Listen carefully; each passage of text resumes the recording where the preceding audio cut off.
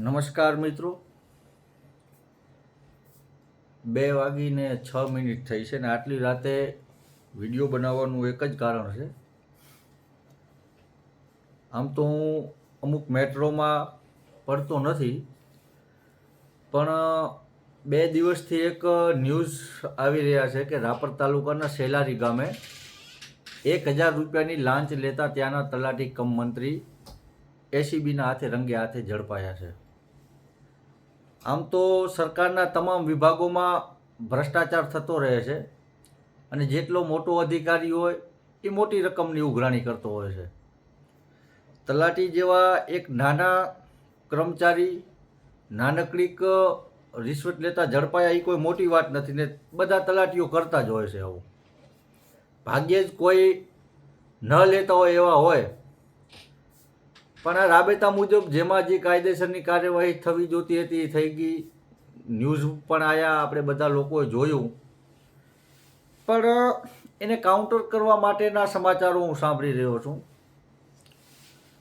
તલાટીના સમર્થનમાં લોકો ભેગા કરીને નિવેદન અપાવવું, એક એવો માહોલ બનાવવાનો પ્રયત્ન કરવો કે ના તલાટી હતા એ રિશ્વત ના લેતા, જો રિશ્વત લેતા હોત તો એમને મોટા મોટા બંગલાઓ બાંધ્યા હોત, એમની પાસે સારી સારી ગાડીઓ હોત.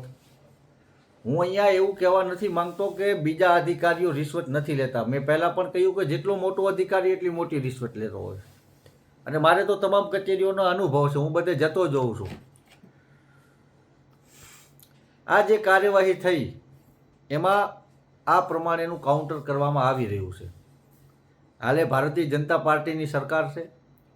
આપણે બધા લોકો જાણીએ છીએ કે આ સરકારમાં ભ્રષ્ટાચારીને ભ્રષ્ટાચારી કહેવું એ પણ કહેનારા માટે એક ઘાતક બની જતું હોય છે. લોકોમાં ડર હોય, ભય હોય. એક સમાચાર જોયા, એમાં જોયું કે ગામના સરપંચ અને 15-20 લોકોનું ટોળું હતું. એ કહેતા હતા કે નાના તલાટી સારા હતા. સરપંચ સાહેબ એક ભાઈની ઓળખ દેતા હતા કે આ પટ્ટાવાળો હતો. તો હું સરપંચ સાહેબને કહેવા અહીંયાથી માગું છું કે એ પટ્ટાવાળો હતો, એવું કોઈ પંચાયતનો ઓફિશિયલ ઠરાવ કે એવું કોઈ પંચાયતમાં નોકરી કરતો એવું કાંઈ છે તો એ પણ મૂકો, કે ખાલી નિવેદન પૂરતું જ હતું કે આ પંચાયતમાં પટ્ટાવાળા તરીકે સેવા આપી છે, ફરજ બજાવજો. 6 વર્ષથી બેન ત્યાં નોકરી કરતા, ખરેખર લાંચ લેતા હોય તો એમને બંગલાઓ મોટા મોટા હોવા જોઈએ, સારી લક્ઝરી ગાડીઓ હોવી જોઈએ. આવું હોય તો જ લાંચ લેતો હોય, એવું ના હોય. કારણ કે મને અનુભવ છે કે તલાટી કરતાં પણ નીચી કક્ષાના અધિકારીઓ કરોડોપતિ છે, પણ એમના કને પોતાનું 2 વ્હીલર નથી. આ બધું જ્યારે રિટાયર થયા પછી દેખાડવાનું હોય. અત્યારે દેખાડે તો એસીબીની બદલે ઈડી આવે. એટલે લોકોને મૂર્ખ બનાવવાનું કામ ન કરો. એસીબીએ જે કાર્યવાહી કરી છે, આ કોઈ ખાલી આક્ષેપ નથી કે તલાટી બેને પૈસા માંગ્યા, પણ પૈસા લેતા એસીબીના હાથે રંગે હાથે ઝડપાયા છે. એટલે આનું કોઈ કાઉન્ટર ન કરવું જોઈએ, પણ જે છે એ સ્વીકારવું પડે. અને સરકારશ્રીને એવી વિનંતી કરવી પડે કે આવા તમામ લાંચિયા અધિકારીઓ ઉપર નજર રાખવામાં આવે. હું એસીબીને અહીંયાથી કાબિલે તારીફ કામગીરી કહી છે એસીબીની, કે એક આ નાનકડા અધિકારીને નાનકડી રિશ્વત લેતા ઝડપ્યા. આમાં મોટા મોટા અધિકારીઓમાં એક ફફડાટ છે. હવે થોડો સમય તો એવો આવશે કે કોઈ રિશ્વત લેવાનું વિચારશે નહીં. અને આ તલાટી બેન થોડાક, મને એવું લાગે છે કે આમનામાં મગજ શક્તિ કદાચ ઓછી હોય તો આમને ડાયરેક્ટ લીધા, ન કે બીજી કચેરીઓમાં આમના વહીવટદારો હોય છે. ડાયરેક્ટ હાથમાં પૈસા નથી ચાલતા, ફલાણી દુકાને રાખ્યા આવજો, હું પાનના ગલે રાખ્યા આવજો, મારો આ માણસ છે એને આપી દેજો. પણ આ થોડાક ભોળા હશે બેન, એટલે એમને ડાયરેક્ટ લઈ લીધા. બાકી તમામ અધિકારીઓ, અને હું તો એ કહેવા માગું છું કે જે પંચાયતના જવાબદાર લોકો આ તલાટી બેનના સમર્થનમાં નિવેદનો આપી રહ્યા છે, ખરેખર એની તપાસ કરાવો તો જાણવા મળશે કે તમામ ભ્રષ્ટાચારોમાં આ લોકો પણ સામેલ હશે.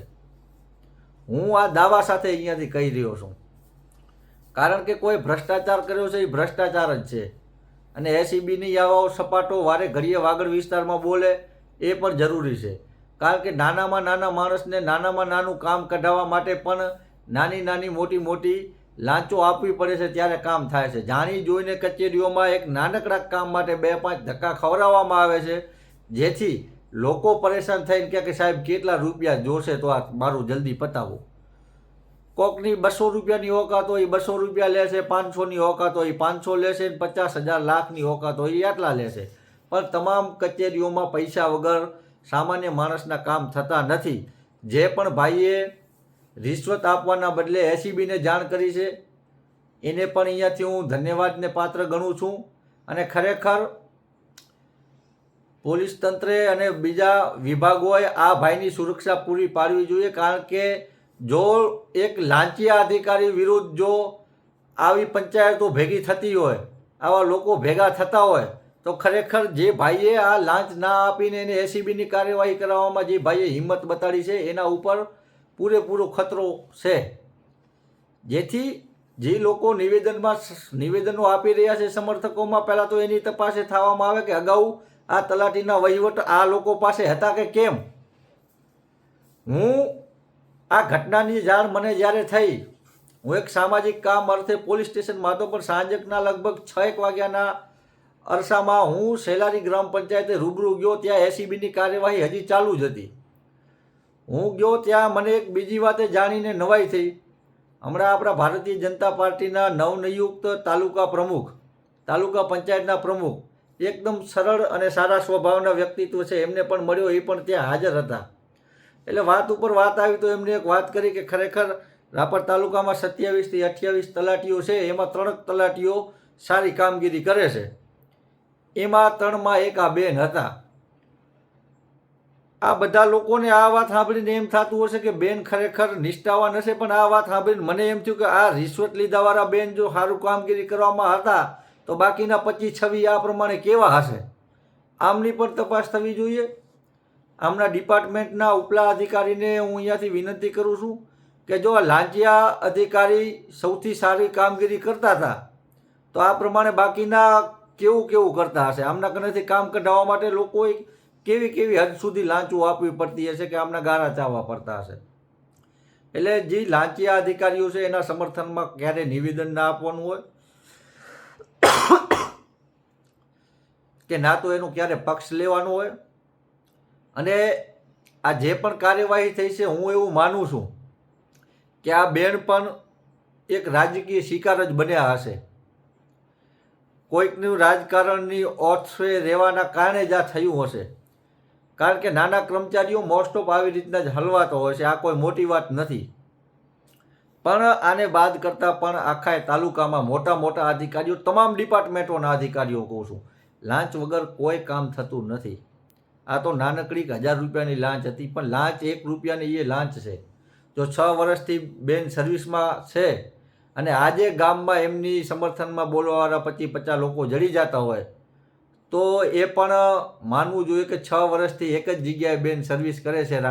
એમની સમર્થનમાં સરપંચો નિવેદન આપે છે, બીજા પંચાયતના સભ્યો નિવેદન આપે છે, તો ક્યાંક ને ક્યાંક આ બધાએ આપસમાં હિન્દી ચીની ભાઈ એવી રીતના સંડોવાયેલા હોઈ શકે. એટલે આમને ઉપર પણ તપાસ લઈ જવામાં આવે. હું અહીંયાથી જવાબદાર વહીવટીતંત્રને અને જે એસીબીનું ડિપાર્ટમેન્ટ છે એમને પણ અહીંયાથી વિનંતી કરવા માગું છું કે ખરેખર આ બીજા લોકોની પણ તપાસ કરવામાં આવે કે આટલા સમય બધા હળીમળીને વહીવટ કરતા કે કેમ.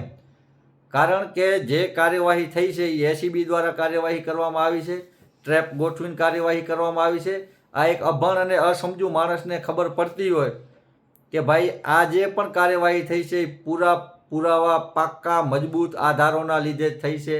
એસીબી કોઈ ટ્રેપ ગોઠવે એટલે એને સ્થળ ઉપર જ બધા સબૂત, એવિડન્સો અને રંગે હાથે ઝડપતા હોય લાંચ લેતા છતાં જો કોઈ પત્રકારોને આ ખબર ન હોય, સરપંચમાં બેઠા હોય એવા જવાબદાર હોદ્દેદારોને આ વાતની ખબર ન હોય, ગામમાં તો કદાચ 25-50 લોકો જડી જાય જેમ સરપંચ કે એમ નાચવા માટે, પણ ખરેખર આવા લોકોને તો ખબર હોવી જોઈએ કે કોઈક લાંચમાં પકડાણું છે તો એની વિરુદ્ધમાં નિવેદન દેવાથી ગામની છબી ખરડાય. કોઈ મહિલા ઉપર કાર્યવાહી થઈ છે, તલાટી ઉપર કાર્યવાહી થઈ છે, નાના કર્મચારી ઉપર કાર્યવાહી થઈ છે, દુઃખની વાત છે. મોટા કર્મચારીઓ ઉપર થવી જોઈએ, પણ આ શરૂઆત થઈ છે તો એ પણ સારી વાત છે. પણ જે લાંચ લીધી છે, અગાઉ પણ હું તો ગામમાં ઘણી જગ્યાએ પૂછપરછ કરી કે હા ભાઈ અમારે નોંધ પડાવી એટલે 1000-1500 રૂપિયા આપવા જ પડતા. આવા 100-200 લોકો આ ગામમાં છે કે જેમને નોંધું પડાવવાના પૈસા આપ્યા છે. અને એવા પણ લોકો છે કહેતા કે ભાઈ અમે આ બાબતે સરપંચોને ઘણીવાર રાવ દીધી તો સરપંચે કહેતા કે આ તો આપવા પડે.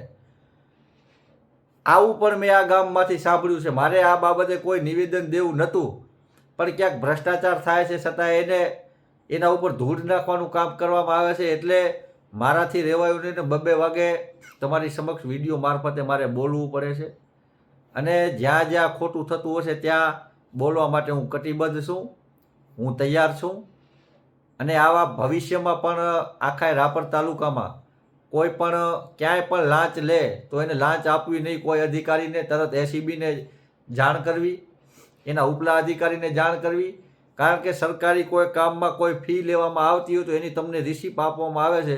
જો રિસિપ્ટ આપ્યા વગર કોઈ ફી લેવાય છે તો એ લાંચ જ છે. એ કોઈ એમનો અધિકારીઓનો અધિકાર નથી કે એ પૈસા તમારી કનેથી લઈ શકે. એટલે તાલુકાના તમામ લોકો આ બાબતે જાગૃત થાય કે કોઈ પણ કામના પૈસા સરકારી કચેરીમાં તમારે આપવાના થાય છે તો એની સરકારી પહોંચ મળે છે. જો પહોંચ વગર કોઈ પૈસા લે છે તો એ લાંચ છે, એ ગેરકાયદેસર છે, એ ભ્રષ્ટાચાર છે અને એ ભારતના બંધારણની વિરુદ્ધ છે. તો આવે કોઈ પણ અધિકારીને લાંચ આપવી નહીં, તરત એસીબીને જાણ કરવી કોઈ માંગે તો, અને એને આવા ટ્રેપ ગોઠવી અને પૂરેપૂરી કાર્યવાહી એમના ઉપર થવી પડે. સરકાર આમને 50-60 હજાર પગાર આપે છે છતાં આમનું ઘર જો ન ભરાતું હોય તો આવા કર્મચારીઓએ સરકારી નોકરી કરવાને લાયક બિલકુલ નથી. હું આ વિશે આટલું કહેવા માગું છું. અને તમામને હું ફરીથી રાપર તાલુકાના સમગ્ર જનતાને અહીંયાથી કહેવા માગું છું કે રિસિપ્ટ વગર પૈસા આપવા એ લાંચ જ છે. લાંચ લેવું એ ગુનો છે, પણ લાંચ આપવી એ પણ એક ગુનો છે. એટલે કોઈને લાંચ પણ ના આપવી. જો કોઈ લાંચ માંગે છે તો એની ઉપર કાર્યવાહી કરાવી. બાકી તમારા જે સરકારી કામ છે કાયદેસર એ કરવા પડે, એ અધિકારીના બાપે કરવા પડે. એમાં કોઈ પૈસા આપવાની જરૂર હોતી નથી. જો તમારે કોઈ ગેરકાયદેસર કામ કરાવવા હોય તો તમે પણ ભ્રષ્ટાચારી છો અને અધિકારીએ ભ્રષ્ટાચારી છે. એટલે જેને કાયદેસરના કામ કરાવવા છે એને 1 રૂપિયો આપવાની જરૂર નથી. અહીંયાથી હું તમામ લોકોને જાગૃત કરવા માગું છું. અને આવા લાંચિયા અધિકારીનું જે સમર્થન કરી રહ્યા છે એવા લોકોએ ખરેખર શરમ કરવી પડે. આ ગામ માટે શરમનો વિષય છે, આ પંથક માટે શરમનો વિષય છે કે આપણા ગામમાંથી આવા રિશ્વતખોર અધિકારી ઝડપાય છે. એટલે આમનું સમર્થન કરવાવાળા તમામ લોકોને, ચાહે પત્રકાર હોય, ચાહે પબ્લિકમાંથી હોય, ચાહે કોઈ જાહેર સેવક હોય, આ તમામે ખરેખર શરમ આવવી જોઈએ. હું અહીંયાથી આટલું કહેવા માગું છું. ધન્યવાદ.